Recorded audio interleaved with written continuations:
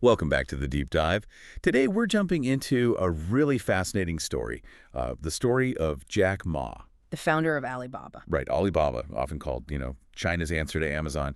Yeah. His journey is just incredible, from really humble beginnings to becoming this global titan worth, what, over $40 billion? The numbers are staggering. But here's the thing that really jumps out from the sources, the paradox. Yeah.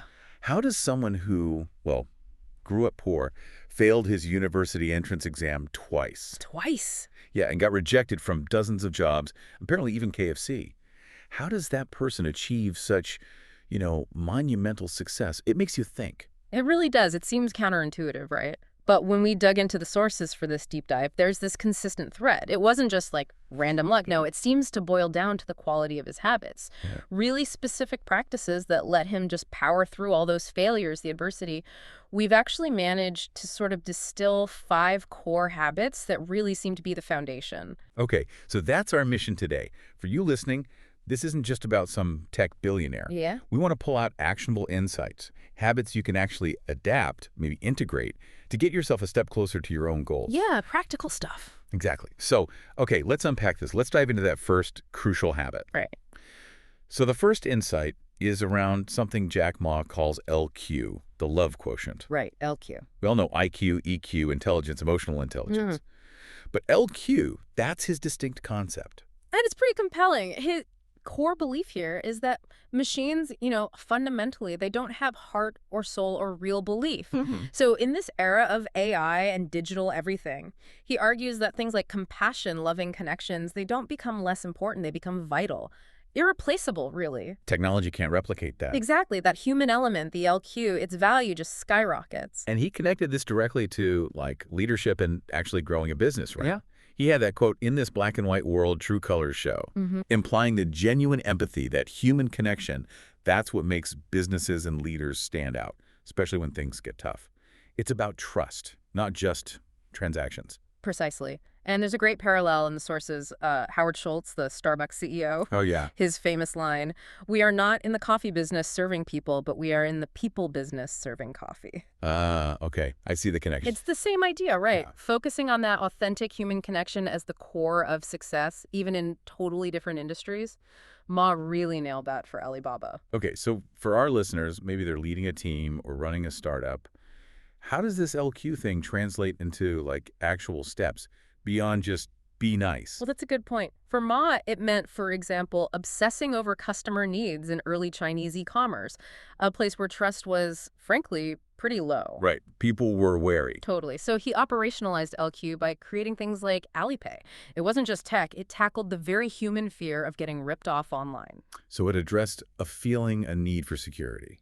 Exactly. A deep human need for trust. So for you, it's about looking at your own field, your interactions, and asking, where is that trust or compassion or just the human element missing? And then maybe building your approach, your solution around that. Interesting. Okay, that leads us nicely into the second habit. If LQ is about connection, this next one is never reinvent the wheel. Yeah, this one's really interesting. It sounds simple, but it's about strategically using what others have learned, especially from their mistakes, instead of, trying to figure it all out yourself. And Ma's take on this is quite counterintuitive for a lot of people. He actually said, if you want to be successful, learn from other people's mistakes. Don't learn from their success stories. Really? Why mistakes? Well, his point was that success is often complex, a mix of things. Some you see, some you don't. Luck plays a part. Right. But mistakes, they often offer really clear, distilled lessons, what not to do. It means being a humble student, basically, being willing to ask for help, watch where others tripped up. And wasn't there something in the sources about his daily routine related to this? Like his evenings? Oh, yeah, that was fascinating. Apparently, from about 6 p.m. to midnight, instead of just switching off. Which most of us would do. Right. He used that time specifically to make himself smarter or stronger or to broaden his network. It was dedicated learning time, soaking up knowledge and connections from others. Wow, that's dedication. And tied into this is his idea of friendly competition. He didn't see competitors as enemies. No. He called them best friends, people you could learn from, grow with, analyze what they did well, and just as importantly, what they messed up. So it's all about being a student. Constantly. A hungry student of life, yeah. Yeah. That seems to be the core of it. Okay, so learning constantly, not reinventing the wheel. That builds into the third habit. Set yourself up to win. This sounds like planning. It is, but it's more than just a to-do list. It's proactive planning for success, anticipating the future. Well, Ma didn't just see that tech was changing. He had this granular understanding of how tech revolutions tend to play out. Okay. He saw they take about 50 years, but the first 20 years are crucial. That's when the big players emerge. The eBays, Facebooks, Alibabas, Googles, the land grab phase, he called it. And he positioned Alibaba specifically for China's digital revolution during that critical early phase. He wasn't just reacting, he was anticipating what was coming next in his specific context. That's some serious foresight. Definitely. And he applied this kind of thinking to personal challenges, too, using what's called the if-then principle. If-then, what's that? It's basically deciding in advance, if this specific problem comes up, then I will do this specific thing. Like planning for roadblocks. Procrastination, maybe? Exactly. Or unexpected setbacks. You acknowledge challenges will happen, but you pre-plan your response. That really connects to his other quote, doesn't it? If you fail to plan well, then plan to fail. Precisely. It's about stacking the deck in your favor, preparing so that when stuff inevitably happens, you're not caught flat-footed. You've already got your move figured out. It gives you a head start mentally. For sure. Okay, that discipline flows right into habit number 4. Be relentlessly solution-focused. Yes. This is a really powerful mindset shift. So what's the core idea here? For Ma, it's crystal clear. If you don't give up, you still have a chance. Giving up, for him, that's the ultimate failure. The greatest failure, he called it. Right, because it just shuts down every possibility. Game over. And he had this unique way of looking at problems, didn't he? He didn't really see them as problems. No, not really. He saw them as gifts. Opportunities, basically. Chances to excel, to push through, no matter how tough they looked at first glance. That's quite a perspective shift. It is. And it links to another insight of his. Opportunities lie in the place where the complaints are. Okay, unpack that. Complaints aren't just noise. They signal unmet needs, things that are broken, things people want fixed. That's where the opportunity is. A potential market, maybe? Exactly. So focus on the solution, not the problem. Because, you know the saying, what you focus on expands. Right.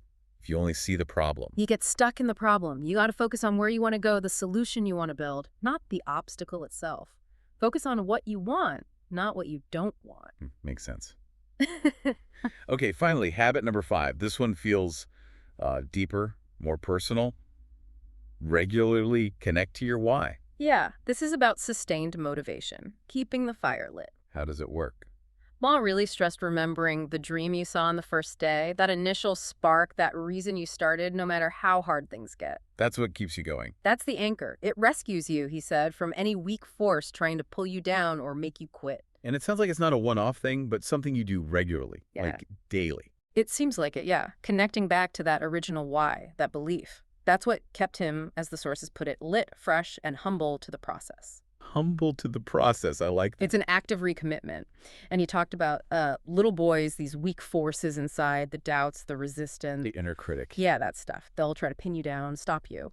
But he realized to beat them, you need to connect to something bigger, a bigger purpose, something beyond just yourself. That's the key to overcoming that internal drag. That's how you stay motivated and become, as he put it, allergic to that weak force in your mind. Wow.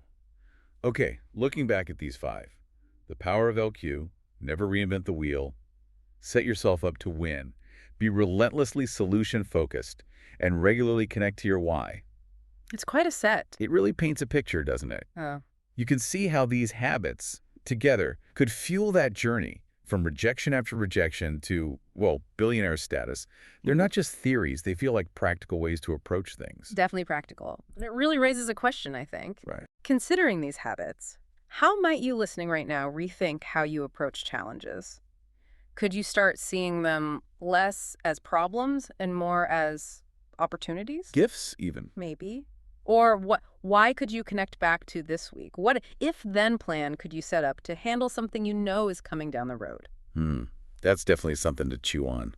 And that's what this deep dive was all about, giving you a shortcut, some surprising insights you can actually use on your own path. Hopefully finding those gifts in the complaints. Exactly. Hope it helps you find yours. Until next time, keep digging.